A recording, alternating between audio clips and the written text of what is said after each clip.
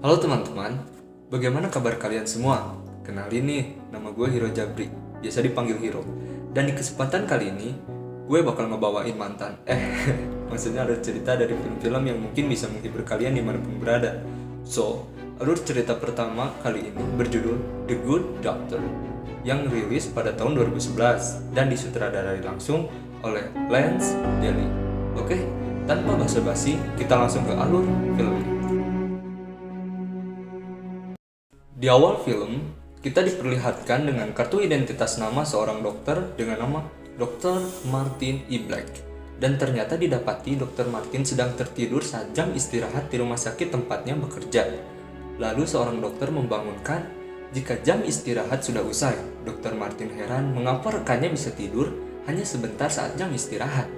Tapi rekannya itu terus menggoda Dr. Martin karena Dr. Martin belum juga menikah. Padahal jika dilihat dalam segi usia, pendidikan, dan pekerjaan sudah cukup matang untuk meminang seorang wanita. Lalu, masuklah Dr. Martin ke sebuah ruangan untuk memeriksa pasien. Tetapi, kali ini Dr. Martin sedikit kesulitan untuk memeriksa pasien tersebut, karena pasien tersebut tidak bisa berbahasa Inggris, tetapi hanya bisa berbahasa Spanyol. Terpaksa, Dr. Martin mencoba untuk meminta bantuan kepada dokter dan staf lainnya. Tapi tidak ada kunjung jawaban, jadi Dr. Martin langsung saja memeriksa pasien dengan menggunakan sedikit bahasa isyarat yang mudah dimengerti. Scene berpindah yang memperlihatkan Dr. Martin sedang rapat membahas pasien dengan dokter-dokter lain, terutama dengan dokter yang sudah senior bernama Dr. Wylance. Setelah beres berbincang, Dr. Martin memanggil Dr. Wylance untuk menanyakan seputar beasiswa penyakit infeksi. Tapi Dr. Wylance hanya berpesan jika Dr. Martin harus menjadi dokter yang baik di rumah sakit tersebut. Saat Dr. Wylance sudah pergi, datanglah seorang perawat menanyakan resep obat yang dinamakan penicillin sebagai obat yang tepat untuk pasien yang tidak bisa berbahasa Inggris. Kemudian Dr. Martin masuk ke ruangan lain untuk memeriksa pasien bernama Diana. Tetapi di situ terlihat bahwa Dr. Martin kurang dihargai oleh perawat sehingga dirinya harus mengerjakan pekerjaan perawat sekaligus pekerjaan dokter. Sudah sangat jelas, Diana merasa simpati kepada Dr. Martin dengan dilatar belakangi seorang dokter. Di sini kepribadian Dr. Martin sangatlah membosankan. Semuanya dilakukan sendirian tanpa basa-basi dari siapapun. Dr. Martin sudah berkomitmen bahwa dirinya harus mendapatkan beasiswa untuk mencerahi karirnya dan membanggakan keluarganya. Keesokan harinya, Dr. Martin menjadi dokter tetap untuk merawat Diana. Dan Diana terus bertanya kepada Dr. Martin apa nama penyakit yang membuat dirinya harus dirawat. Ternyata Diana mengidap penyakit pyelonephritis atau infeksi ginjal. Diana sendiri merupakan seorang gadis estetik yang selalu menuliskan momen-momen terindah dalam hidup di buku diarinya. Tetapi saat adik atau ibu Diana datang, Diana bilang bahwa dirinya bisa mati karena penyakit pyelonephritis. Dr. Martin terus mengingatkan bahwa itu akan baik-baik saja karena Dr. Martin merawatnya dengan baik. Beberapa menit kemudian muncul seorang laki-laki bernama Rich yang merupakan kekasih Diana. Dr. Martin langsung keluar ruangan karena ada kabar aneh dari salah seorang perawat yang memberitahukan bahwa pasien yang tidak bisa berbahasa Inggris di awal terkena penyakit tambahan karena alergi dengan penicillin. Perawat tersebut terus menyalahkan Dr. Martin, padahal Dr. Martin sangat tidak bersalah dalam hal ini. Di jam makan siang, Dr. Martin ditemani oleh salah satu staf yang berotak mesum. Daripada Dr. Martin terus mendengar ocehan mesumnya, Dr. Martin berpindah tempat duduk dengan lawan bicara yang lain, yaitu Dr. Wylance. Dr. Martin terus menanyakan pengaruh kinerjanya yang sudah agak dipandang kurang akibat kesalahan memberi obat pasien. Tapi Dr. Wylance menganggap bahwa itu tidak harus dipermasalahkan jika Dr. Martin tidak bersalah. Keesokan harinya, Dr. Martin melihat keadaan Diana sangat membaik. Saat pemeriksaan, Diana sepertinya terlihat suka kepada Dr. Martin yang ditunjukkan dengan kebahagiaannya. Salah seorang perawat memperingatkan Dr. Martin dengan catatan pasien yang mengharuskan Dr. Martin bertemu dengan Jimmy si otak mesum. Seorang staf rumah sakit yang selalu menggoda Dr. Martin karena masih jomblo, walaupun spermanya sudah matang. Di rapat dokter kedua, Dr. Martin sedikit ragu dengan beasiswanya karena kasus obat penicillin orang Spanyol. Namun saat selesai, Dr. Martin merasa aneh ketika melihat Diana sudah tidak ada di kamar pasien. Ketika bingung, muncul Pak Nixon, ayah Diana yang mengajak Dr. Martin untuk makan malam di rumahnya atas kesembuhan Diana. Saat waktunya tiba, Dr. Martin sedikit grogi karena akan bertemu keluarga Diana. Datanglah Dr. Martin ke rumah Diana yang sangat disayangkan. Diana tidak bisa ikut makan malam karena keluar dengan pacarnya. Tapi suasana makan malam mulai hangat ketika adik perempuan dan adik laki-laki Diana terus membuat lelucon di meja makan. Dr. Martin pergi ke toilet setelah makan dan melihat obat-obatan Diana. Lalu Dr. Martin menyelinap masuk ke kamar Diana dan mengambil salah satu foto Diana yang terlihat cantik. Sesampainya di rumah, Dr. Martin memajang foto Diana di atas foto keluarganya dengan terus memandang atas dasar cinta. Di rumah sakit, Dr. Martin diinterogasi mengenai kehidupannya dan alasan mengapa dirinya ingin menjadi dokter. Dr. Martin mengatakan bahwa dirinya menjadi dokter karena ingin dihargai. Walaupun kenyataannya berbalik, Dr. Martin terus berambisi untuk mendaftar beasiswa di tahun depan. Dr. Martin menerima telepon dari adiknya Diana bahwa keluarga Diana akan memberikan bingkisan. Saat mengambilnya, Dr. Martin langsung izin ke toilet rumah Diana dan langsung menggantikan obat-obatan Diana dengan serbuk-serbuk yang membuat Diana memburuk. Sebelum pulang, Dr. Martin berpesan kepada ibu Diana bahwa Diana harus rutin mengkonsumsi obat. Hal itu langsung berpengaruh kepada Diana yang harus menjadi pasien kembali. Dr. Martin terus mengatakan jika Diana kembali ke rumah sakit karena terlalu sering berpergian dengan pacarnya. Kekhawatiran lainnya datang dari kondisi orang Spanyol yang semakin memburuk karena penisilin.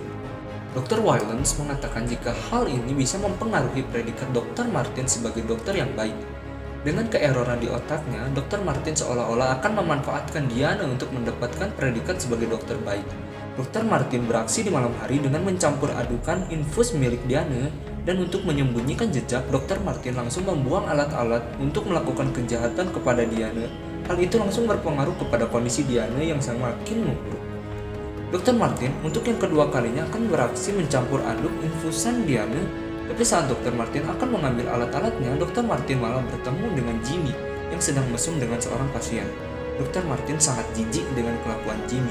Disinilah setiap malam Dr. Martin terus mencampur adukan infus dan obat Diana yang membuat Diana semakin sekarat, hingga para dokter yang lain susah mengkonfirmasi bakteri di dalam tubuh Diana yang dikatakan bakteri langka, dan para dokter pun belum pernah mengetahuinya.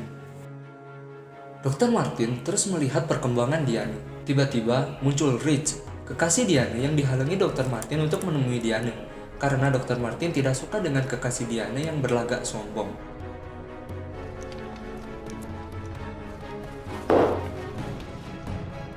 Tapi saat Diana akan dioperasi, Diana bercerita kepada Dr. Martin bahwa bisa jadi bakteri di dalam tubuhnya dikarenakan sperma pacarnya. Karena saat kondisi Diana baik, dia malah bercinta dengan Rich. Tapi Dr. Martin menyatakan bahwa itu bukan penyebabnya. Padahal kan penyebabnya karena salahnya obat dan infusan yang dirandom oleh Dr. Martin. Di hari operasi, syukurnya Diana langsung sedikit pulih. Karena merasa adanya dukungan dari Dr. Martin, disitulah Dr. Martin merasa terharu dan langsung menciumnya, hingga Diana tertidur. Beberapa menit kemudian, Dr. Martin dikagetkan dengan kondisi Diana yang sangat sekarat dan sudah masuk ke ruang yang sangat gawat. Saat melihat komputer, detak jantung Diana sudah tidak terdeteksi lagi, dan hal itu membuat Dr. Martin meneteskan air mata. Dengan berbagai penyesalan yang terus mengganggu pikirannya, semua orang merasa simpati kepada Dr. Martin, sampai-sampai Dr. Wylens mengundang psikiater untuk meringankan pikiran Dr. Martin. Dr. Martin didatangi dan dimarahi oleh ayahnya Diana yang mencurigai Dr. Martin telah melakukan sesuatu kepada Diana. Tetapi dokter-dokter yang lain terus memberikan semangat dan empati kepada Dr. Martin atas wafatnya Diana. Sudah 2 hari kematian Diana, kehidupan Dr. Martin masih sama saja seperti biasanya, membosankan dan kesepian. Kemudian di keesokan harinya Dr. Martin bertemu dengan Jimmy di rumah sakit, dan Jimmy meminta Dr. Martin untuk menemuinya saat jam istirahat. Setelah menemuinya, Jimmy memberitahukan jika buku diari Diana ada di tangannya. Dengan penuh tanda tanya, Dr. Martin mencoba memintanya. Tapi Jimmy tidak ingin gratisan dengan menarifkan harga 1 saset narkoba dari Dr. Martin. Dr. Martin mendapatkan ide untuk membuat obat narkoba palsu agar cepat mendapatkan buku diari Diana.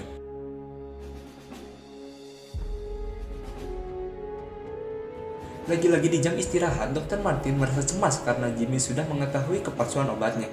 Jadi Dr. Martin terus memikirkan ide lain. Ya, Dr. Martin mencampurkan cyanida ke dalam obatnya dan langsung memberikannya kepada Jimmy. Jimmy langsung meminumnya, tapi Jimmy tidak menepati janji untuk memberikan buku diari Diana. Terjadilah perkelahian antara Jimmy dan Dr. Martin di tempat itu. Karena efek cyanida, Jimmy tewas. Dan untuk membela diri, Dr. Martin mengelak jika Jimmy kejang-kejang tanpa sebab. Hal ini dilakukan Dr. Martin semata-mata agar tidak dicurigai oleh staf dan dokter lainnya. Setelah drama itu usai, Dr. Martin langsung mengambil buku diari Diana di loker Jimmy secara diam-diam. Sekarang suasana mulai berbeda. Dr. Martin menjadi sorotan di rumah sakit atas tindakannya yang berhasil menjadi dokter yang baik. Di rumah, Dr. Martin membaca buku diari Diana sampai ketiduran di sofa. Di pagi hari, datang detektif untuk menginterogasi Dr. Martin atas kematian Jimmy. Dr. Martin terus mengatakan jika dirinya tidak terlalu kenal dengan Jimmy. Buku harian Diana tergeletak di bawah kursi. Dr. Martin langsung mengambilnya di hadapan detektif itu dan merendam semua lembaran buku Diana sampai modal. Setelah itu, Dr. Martin loncat keluar lewat jendela dan merenung di dekat pantai. Dr. Martin berjalan dengan menghanyutkan dirinya kepada air dan berlari dengan semua penyesalan yang tersimpan di dalam benaknya. Lalu Dr. Martin terhanyut dengan air laut. Tetapi itu hanyalah ilusi Dr. Martin yang sudah tidak bisa dibendung. Setelah hal itu, Dr. Martin kembali lagi ke rumahnya dan membereskan semua sampah buku diari Diana. Lalu menemui detektif itu dan kembali bertugas di rumah sakit sebagai dokter yang baik dan dokter yang dihargai oleh perawat dan dokter lainnya.